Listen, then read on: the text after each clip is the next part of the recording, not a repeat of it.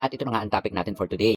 Yusek Mercado binuking si BP Sara na may siyam na envelope na naglalaman ng 50,000 pesos na tumataginting na di umano ay ipinamimigay. Ulitin ko lang mga DDS na tanga ha. Bakit namimigay si Inday Lustay nang hindi naman niya pera? At bakit pinamimigay nga? Suhol yarn para pagtakpan ang ginagawang pagnanakaw? Huwag magsalita, manahimik.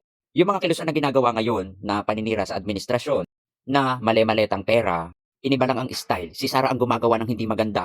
Ang pagkakaiba na lang, sobre at maleta. Pero mali yung moves. Pangit yung moves. Sa lahat ng nagiging issue ngayon ay ang palatularan ay ito. Ang pagkakaiba lang, maleta at sobre. Pero ang nagnanakaw, si Inday Lustay. Ipinamimigay niya yung pera ng taong bayan na dapat para sa taong bayan. Sa pagpapatuloy ng usapin na ito, panoorin natin ito. The career professionals in the department, what do you think, Mr. Chair? Yeah, sometimes. Last question, ma'am. At least, Mr. Chair, I would know the Vice President is watching us because she just had a press conference and she said that she's denying giving former Undersecretary Gloria Mercado 50,000 for 9 months. And the Vice President saying that Mercado was let go because she used DepEd to solicit donations from the private sector amounting to 16 million without her knowledge. And she adds that she will provide the media with paper trail to back up her claim, describing Mercado as a disgruntled former DepEd official. I think, ma'am, given your long history and long service to the Republic, 40 long years, I think it's fair for you to be given the opportunity to reply to the Vice President. I think, I don't want to do this, but since siya na yung nagsabi, i-turn over ko na yung envelope. The envelopes where the money was. Comsec, So it's 9 envelopes. kuha po yung So envelope. it says hope and the amount is there.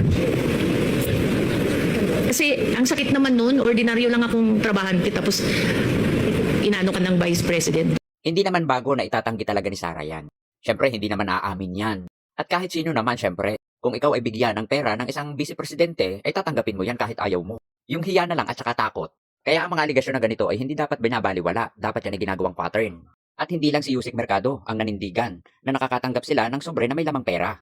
Nanindigan din si Resty Oseas na nakakatanggap din siya ng sobre na naglalaman ng 12,000 to 15,000. At ang dating DepEd Chief Accountant, Runa Catalan, ay nakakatanggap din ng sobre na naglalaman ng 25,000. Ang malaking question dito, bakit ipinamimigay? Bakit binibigyan? Bonus? Para hindi magsalita sa ginagawang pagnanakaw ni Sara? Para hindi magsalita sa mga anomalya na ginagawa ni Sara? Ang pagsusuhol ay parte ng takot.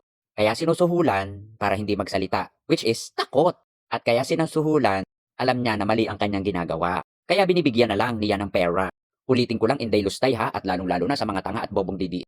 Yang pera na yan ay pera ng taong bayan na dapat ay ginagamit sa taong bayan, hindi ninanakaw. At hindi ginagamit para pagtakpan yung iyong ginagawang katarantaduhan. Kaya, huwag tanga yarn.